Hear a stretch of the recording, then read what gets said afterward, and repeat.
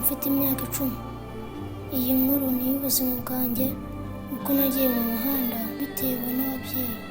Mfite imyaka 10 akaba aribwo nagiye mu muhanda. Iyi ni story ya nyayo y'ubuzima bwanjye yuko nakuze nuko navuye mu muhanda. Ubuzima burakomeye, nigiyemo ibintu byinshi, aho nahuriye n'ibindenze ku myaka nari mfite, ariko Imana yambaye hafi. Uru ni urugendo rw'ubuzima bwanjye.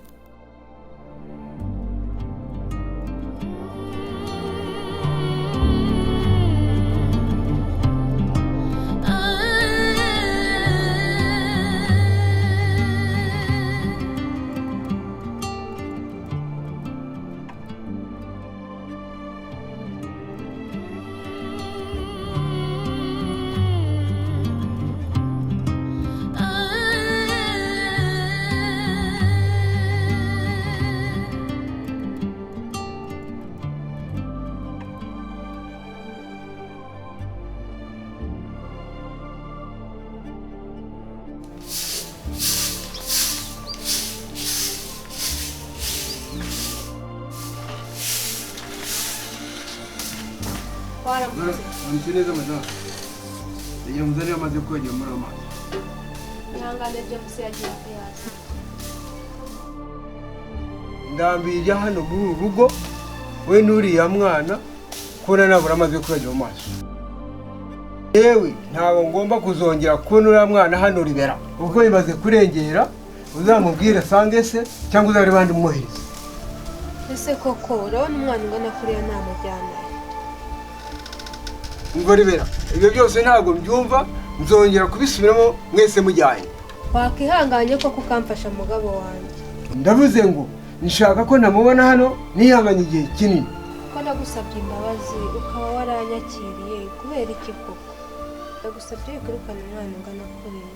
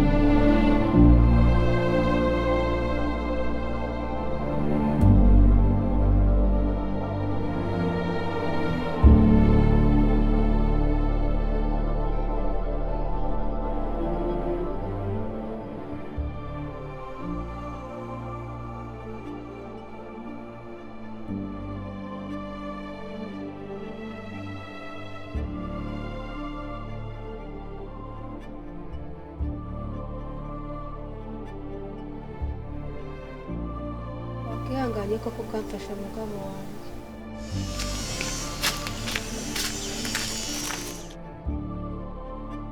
Ribera maze kurambirwa ibyawe n'uriya mwana muri uru rugo kugira ngo mbura amazi yo kwiyuhagira mu maso kandi muri kumwe.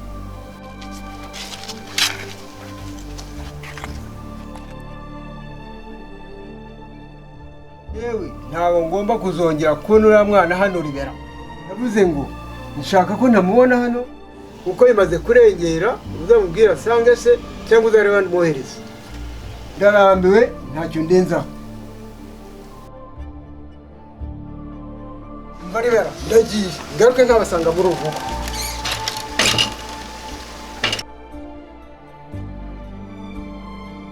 Nkabasanga muri ubu.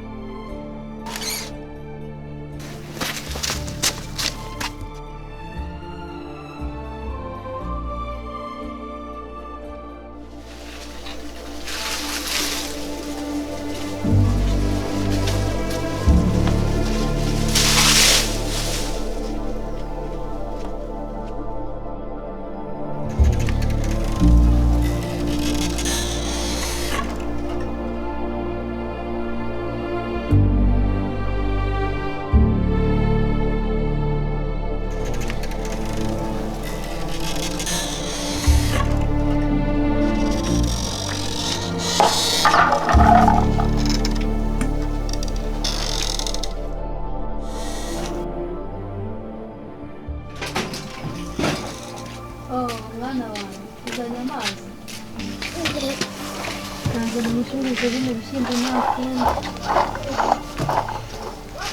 ese ma tugiye kurya ibishyimbo byonyine nta burisho? Mwana wanjye ihangane, birya ubuzima ntabwo bworoshye, ejo uzasanga nagushakira ibintu byiza. ayiwe none haratwite. Mwana wanjye urebe ibintu amaze kumbura, none haraburira ibiki nazi ukuntu yangize isura kubera wowe.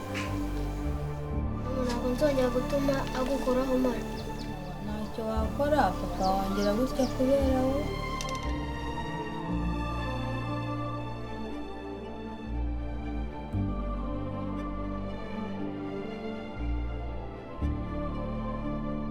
Mwana we reka ngushyurize udushyimbo urye nta kundi.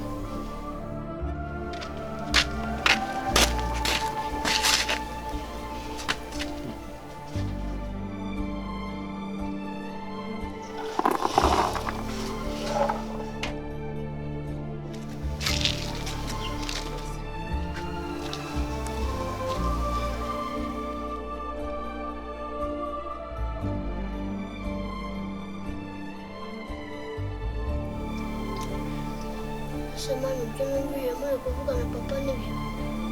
James wumvise iki se mwana wanjye ko ntacyo twavuze? mama numvise avuga ko atanshaka hano. none se buriya ntabwo ari papa? Hano ibyo wabikuye ko nabiyumvise wowe na papa mubivuga ndi hano hanze. James genda gubwira mwana wanjye.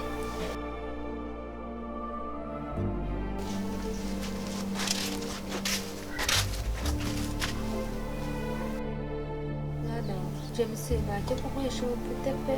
Mwana nakubwiye nyiri cyane, nta bushobozi bw'inka hepfo no haruguru. Nza guhura n'uyu mugabo yemera ko mbana nawe gusa atagukunda ankubita kubera wowe. Gusa byose usanga ari ikibazo ugomba kuba kandi wirira. Mwana wakwinginze. Mwana wa ntangara basubye utu dushyimbo kuko arabanda kugurira utuntu twiza. Ntacyo uzaba mwana wanjye, turi kumwe. Ngaho genda urye.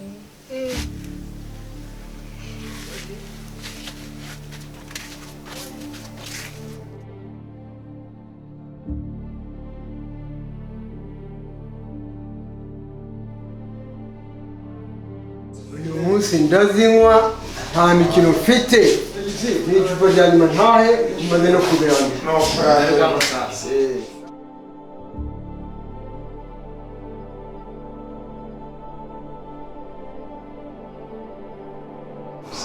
Gisenge ya mukaze. uraba bararyoshye. Karenge Yatashe sha. ni iwanjye rwose.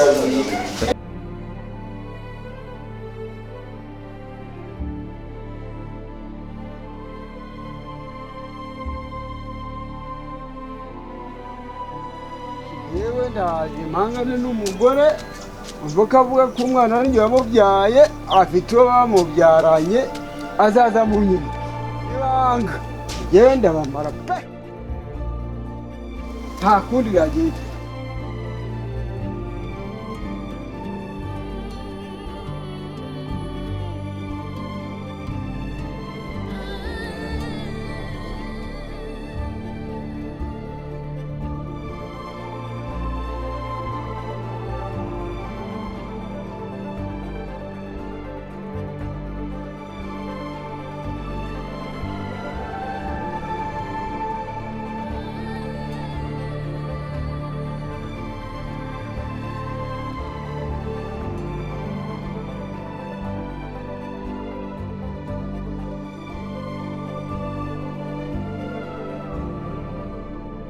genda bamara pe.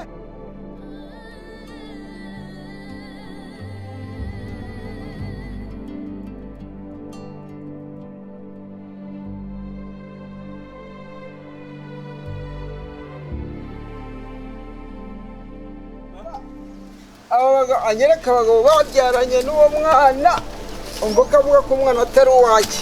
Njyewe ndaje duhangane.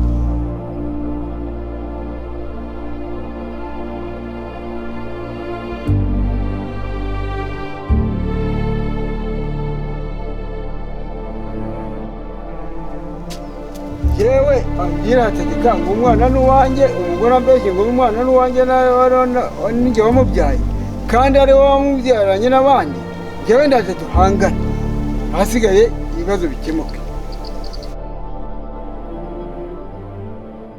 yaje ntashye iwanjye